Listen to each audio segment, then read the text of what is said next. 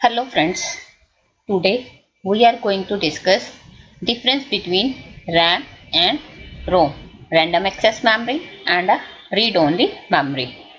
First one is RAM. RAM की full form क्या है? Random access memory. ROM की क्या है? Read-only memory. Second point, RAM is volatile memory.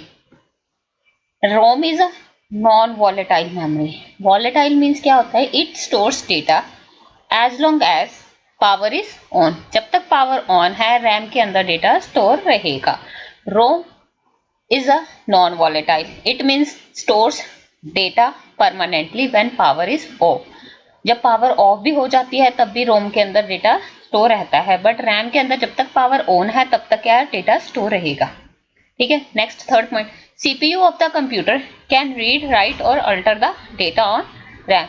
जो सीपीयू है, सीपीयू को हम बोलते हैं central processing unit of computer, और इसको ब्रेन ऑफ द कंप्यूटर भी बोला जाता है. ये तो आपको पता ही होगा. अब ये क्या कर सकता है? रीड राइट और अल्टर कर सकता है data on RAM. ROM, CPU can only read data from ROM. CPU क्या कर सकता है? ओनली रीड कर सकता है data from ROM, but it can, जो डेटा है हमारे पास वो राइट भी कर सकते हैं और चेंज भी हो सकता है. Fourth point, RAM is used to store data that CPU need for current instruction processing.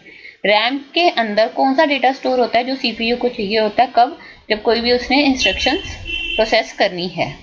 ROM is used to store data that is needed to bootstrap the computer. ये ROM के अंदर कौन सा डेटा स्टोर होता है जो bootstrap के time पे चाहिए होता है. अब नेक्स्ट पॉइंट है, रैम की स्पीड हाई है, रोम की स्पीड स्लो है. रैम की कैपेसिटी हाई है, लार्ज है. रोम की कैपेसिटी क्या है? स्मॉल एंड लो है.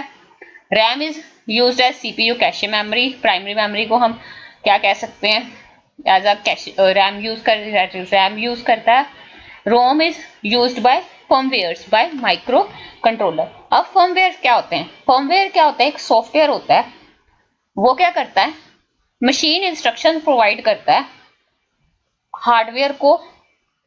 हार्डवेयर क्या करता है? उसको अलाउ करता है कि कोई भी फंक्शन परफॉर्म करना है या किसी डिवाइस के साथ कम्युनिकेट करना है जो किसी सॉफ्टवेयर को रनिंग करने के लिए चाहिए. Firmware is a software that provide basic machine instruction that allow the hardware to function and communicate with other software running on a device. जो एक ही डिवाइस के ऊपर कोई और सॉफ्टवेयर रन हो रहे हैं उनको उनके साथ कम्युनिकेट करना है तो उसके लिए मशीन इंस्ट्रक्शंस प्रोवाइड करता है. रैम क्या है? Is a costly. रोम क्या है? इनएक्सपेंसिव है. रैम क्या करता है? RAM is read write memory. The data can be written and read. ठीक है. रोम क्या है? रीड ओनली मेमोरी है. The data can only be read. RAM में हम डाटा राइट भी कर सकते हैं, रीड भी कर सकते हैं, बट रोम में क्या? Only read data. Storage capacity की रेंज क्या है रैम की? 1 to 256 GB. रोम की स्टोरेज कैपेसिटी की रेंज क्या है? 4 to 8 MB. रैम की स्टोरेज कैपेसिटी ज्यादा है क्योंकि वो कितनी है? 1 to 256 गीगाबाइट्स तक स्टोर कर सकता है. रोम की कितनी है?